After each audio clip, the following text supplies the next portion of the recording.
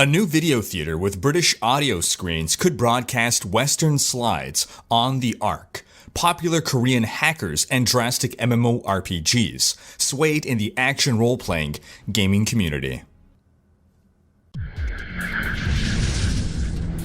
Hey folks, this is Ranker with a gaming news wrap-up video where we discuss the happenings of the week. This week's topics include hints at a potential Western release for the highly anticipated action MMORPG Lost Ark, some new details on Doom Eternal, some other action RPG news, and more. As always, discussion timestamps can be found in the video description below, but right before you jump ahead, just a quick reminder to ring that sub notification bell to be alerted of new Saturday episodes and to stay up to date on gaming news. Before we move on, just a quick word from this video's sponsor, Skillshare. Now, I highly value education, be it at a university or even self-learning. I've done both. That's why so much of my YouTube content is educational, because I believe in sharing knowledge, and that's what Skillshare is all about. It's an online learning community with more than 25,000 classes that you can take, and they cover tons of different topics, from game design to Photoshop to public speaking. After I graduated university with a Bachelor's of Science, I wanted to attempt a complete career path change. I gave myself a year to learn as much as I can about writing, just scouring the internet for good resources. After that year, I'd learned enough to secure jobs as a journalist and an editor. And now I've looked through Skillshare's classes on writing, and I could have greatly benefited from all that all those years ago. A premium Skillshare membership gives you access to all 25,000 plus courses, and an annual subscription costs less than $10 per month. But down in the video description, you'll see a link, and the first 500 people who use that link to sign up for Skillshare will get a 2-month free trial. That's enough time to learn a lot if you commit yourself to it. In our first story, we've learned that the upcoming expansion to Monster Hunter World Iceborn will be releasing on PC in January 2020. I was surprised by this. I shouldn't have been, because it released on console and then 6.5 months later on PC, so at least now it's only going to be 4 months later on PC that the expansion arrives. September 6th is when it launches on PS4 and Xbox One. On to some Doom Eternal news. At QuakeCon 2019, we got a keynote presentation that came with new video, new trailers, new gameplay, new discussion about this upcoming game. Now, first off, we learned that in celebration of the 25-year anniversary of Doom, Doom 2, and Doom 3 are coming to modern consoles. We got Switch, Xbox One, and PS4 for these three, including split-screen PvP. And additionally, Doom 1 and Doom 2 are also coming to Android and iPhone, since I know how much you folks love to play video games on your phones. As for Doom Eternal itself, slated for launch on November 22nd, we got a gameplay trailer of the Doom Hunter enemy, an enemy custom built to take out the Doom Slayer, that's Doom Guy, the main character. And in the video, we can see that there's actually a lot of Z-axis gameplay, a lot of vertical movement. Other Doom games have had Z-axis gameplay, but not to this level, and that really excites me. These movement options of leaping up and over the enemies seems really cool.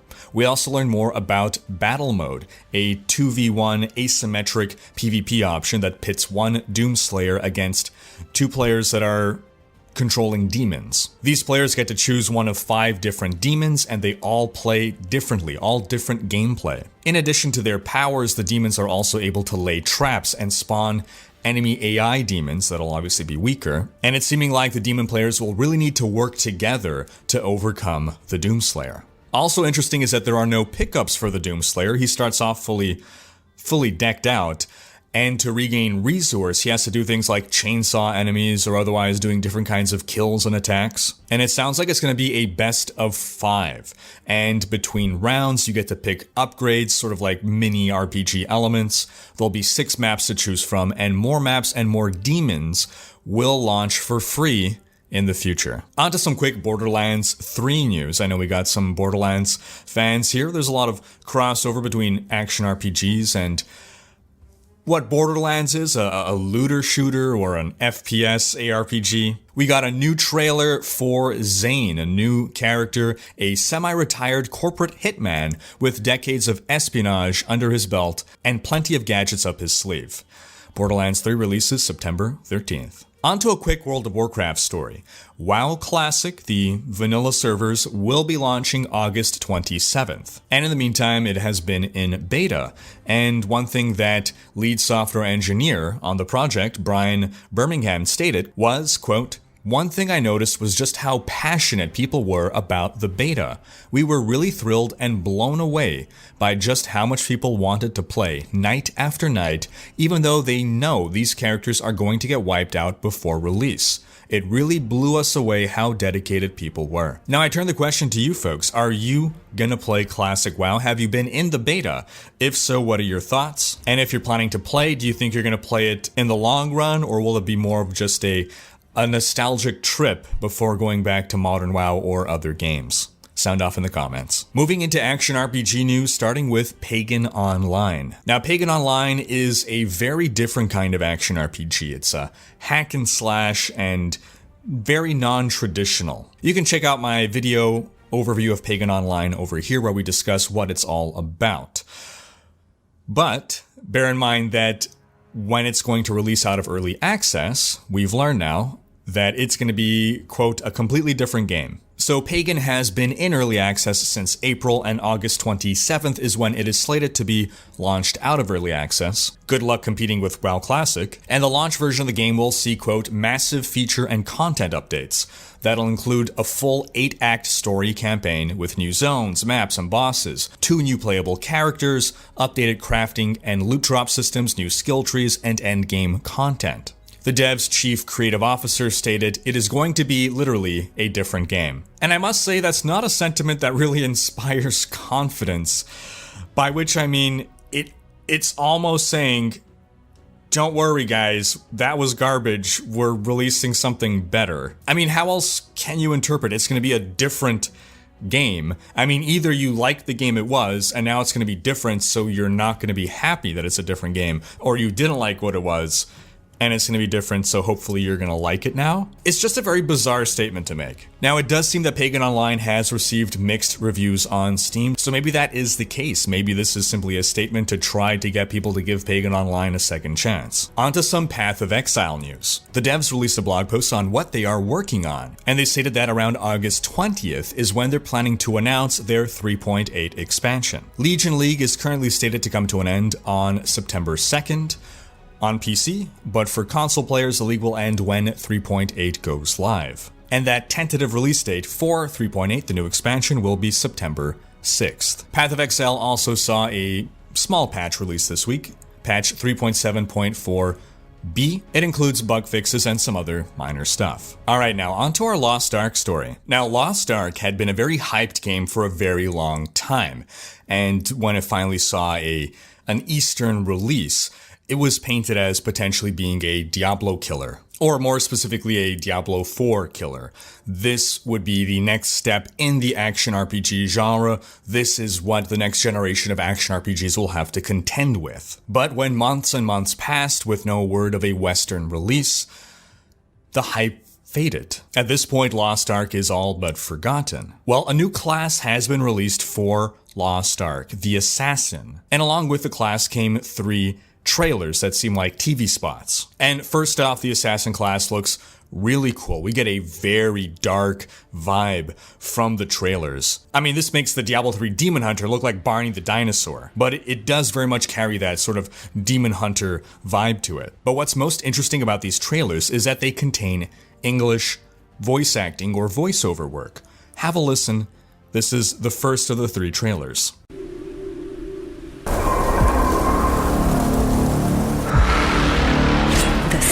Of restrained judgment. The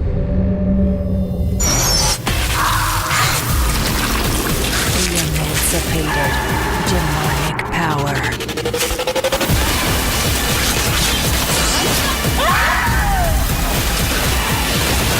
Which fate will you choose? Lost Ark. There seems to be something off with the translation. Either that or they're just trying to say cool English words, but have a listen to the second. In splendor and lightness.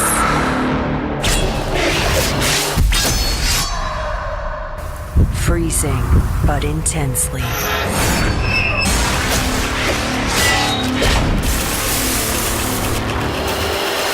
Set the blade of the devil.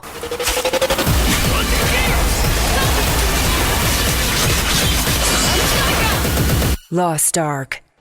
Freezing but intensely. I love how the voice actress gives literally zero fucks about the lines making no sense. Yeah, this is what you want me to read? You don't want me to point out that this makes no goddamn sense? Check the third trailer.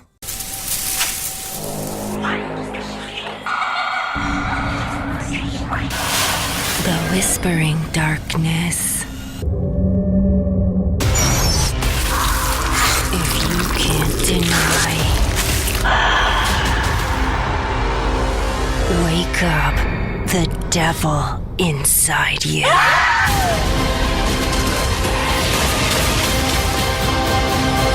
Lost Ark.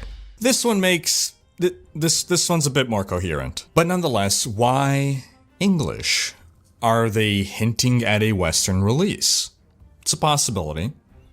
Other possibilities are maybe just that they want this to come across as some foreign assassin, and they're using English. You'd think if it were hinting at a Western release, they probably would have paid a bit more attention to proper translation. But I turn the question to you folks. What do you think? Will we get an announcement for a Western release of Lost Ark soon? On to Diablo news. The Season 18 PTR has ended on time, as it was scheduled to last 1 week. Some highlights from the testing include that the revised Captain Crimson set is being worked into a number of builds. Perhaps most notably, the Unhallowed Essence multi-shot Demon Hunter, which should now be competitive with the top Demon Hunter builds. We also see the revised Squirt's Necklace Amulet and Flavor of Time Amulet being worked into builds as well. We have also received an end date for Season 17, August 18th. No word yet on when the start of Season 18 will be, but a fair guess would be August 30th. Also discovered through PTR testing is that the new pet being added in patch 266 that you get for pre-purchasing WarCraft 3 Reforged Spoils of War Edition is the Dreadlord Mal'Ganis. The Night Beckons. In other Diablo news, Diablo 1 is now playable in a web browser. And it's the complete experience. Sound effects, music, everything. It's the whole game. Now that said, it does require you to own Diablo 1 to play in full. It asks you to upload a certain file, a database file from Diablo 1. That's how you're able to experience it in a web browser, but if you don't have that, you can still play the shareware version solely through the web browser. That allows you to only select the warrior hero and only play up to the first 2 levels of the game. And again, because I know how much you folks love to play games on your phones, you can even play this on your phone through a web browser. Now, this project comes to us courtesy of the creator of D3Planner.com. It's an incredible resource for our community, and he was able to accomplish the Diablo 1 browser port thanks to the work of the Devolution team who reverse engineered the code for Diablo 1, as we've been discussing in the past few news videos. In other Diablo 1 news, the Diablo 1 mod The Hell 2 has been released. We spoke about it previously, but in short, it is a Ultra HD mod with tons of new content. Link in the description below, check it out. And lastly, the Diablo 2 remake in the StarCraft 2 engine, The Curse of Tristram, has begun its second beta. A guide on how you can play that can be found in the video description. And that is going to wrap up this week's video. But do be sure to have checked out last week's video, in which we discuss how Google Stadia is not looking to be the Netflix of gaming. Thanks for watching. Special thanks to my Twitch, Patreon, and YouTube supporters for making these videos possible. If you like what you see on this channel and want to support the creation of more content, you can consider pledging on Patreon or YouTube and unlocking behind-the-scenes content, monthly virtual hangouts, and more. If you enjoyed this video, please share it. Check out these other videos and subscribe to join Rikers Raiders for more gaming content.